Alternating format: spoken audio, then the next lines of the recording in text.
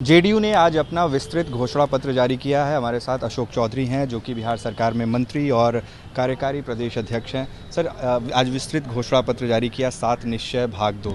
7 निश्चय 1 क्या जारी रहेगा और 7 निश्चय 2 में मुख्य बिंदु क्या हैं जो जनता आप पर भरोसा करे? दो बातों पर 7 निश्चय पार्ट 1 जो हम लोग था दैट इज़ ऑलमोस्ट कंप्लीटेड।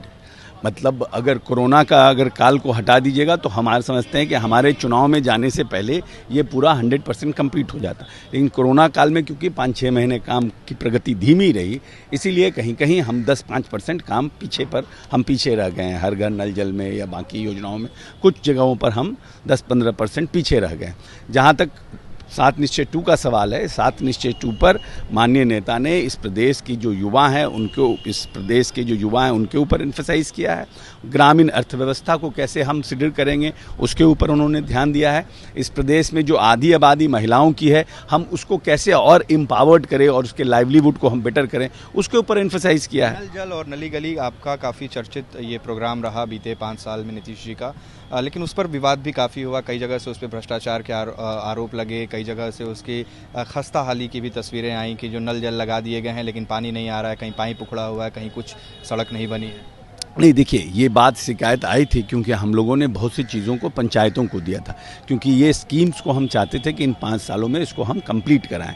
तो बहुत सी चीज़ों को पंचायत को अधिकार दिया था करने के लिए, तो कहीं ना कहीं कुछ शिकायतें आई जिसके ऊपर उन लोगों को, पंचायत के जो लोग थे उनके ऊपर कार्रवाई भी की गई है पंचायती राज व्यवस्था के हिसाब से। लेकिन अब माननीय नेता ने कहा है कि हम इसको मेंटेनेंस की पॉलिसीज़ भी लाएंगे कि जो योजना हमने लाया है, चाहे हर घर नल जल हो, चाहे हर घर नली गली योजना हो, इन सब के लिए हम मेंटेनेंस पॉलिसी भी आने वाले समय में लेकर के आएँ जिससे उसका अनुसरण भी होता रहे। तो हम कैसे वो कंप्लीट रहे, सुव्यवस्थित रहे, उसके साथ भी हम पॉलिसी लेके आ रहे हैं। हो रही हैं, लोकतंत्र में विरोध भी होता है।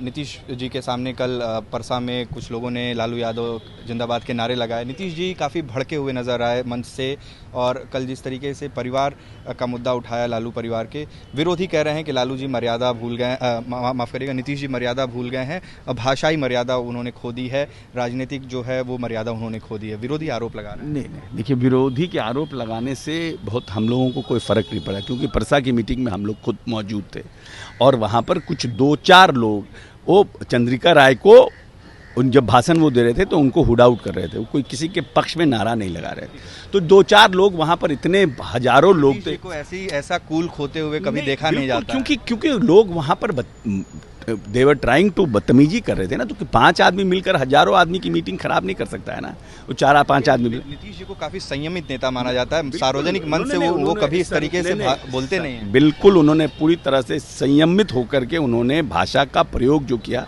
उनके पूरे स्पीच को देखिए।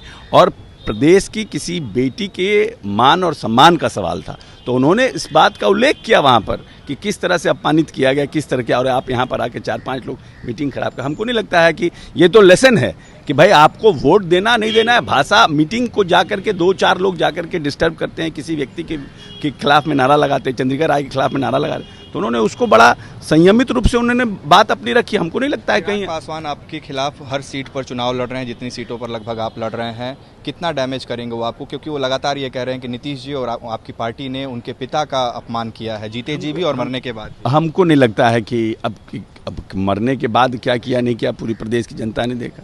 माननीय नेता एयरपोर्ट पे थे, माननीय नेता घाट पर थे, इतना बयान देने के बाद भी राजनीतिक शुचिता और पुराने अपने संबंधों का निर्वहन करते हुए श्राद्ध क्रम में भी माननीय नेता गए। इसीलिए हमको नहीं लगता है कि कोई बहुत बड़ा डेंट चिराग पासवान जी कर पाएंगे, क्योंकि 2005, 2010, 2015 में हमारे अलायंस के साथ तो थे नहीं। 2005 में लेकिन वो किंग मेकर बनी थी उनकी पार्टी। हमारे साथ नहीं थे ना, हमारे साथ नहीं थे।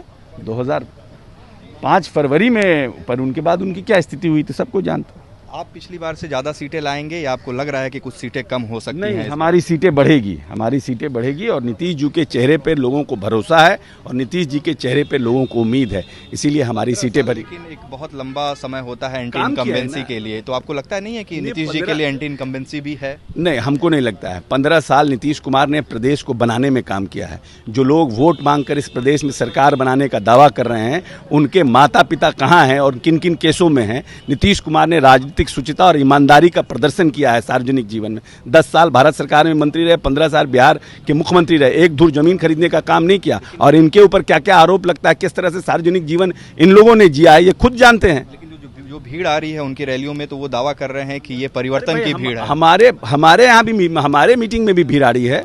हमारी मीटिंग भीड़ का क्या है? भीड़ में क्या 5,000 10,000 लोग जमा होते हैं, 20,000 लोग जमा होते हैं? एक विधायक के वोट करने में सिर्फ 20,000 लोगों की जरूरत होती है क्या?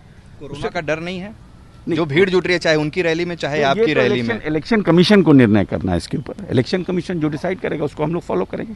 पूर्ण बहुमत की सरकार बनाएंगे, अशोक चौधरी का ये दावा है, जो कि बिहार सरकार में मंत्री हैं और फिलहाल बिहार में जेडीयू के कार्यकारी अध्यक्ष भी हैं। उत्कर्ष कुमार सिंह, बिहार तक, पटना।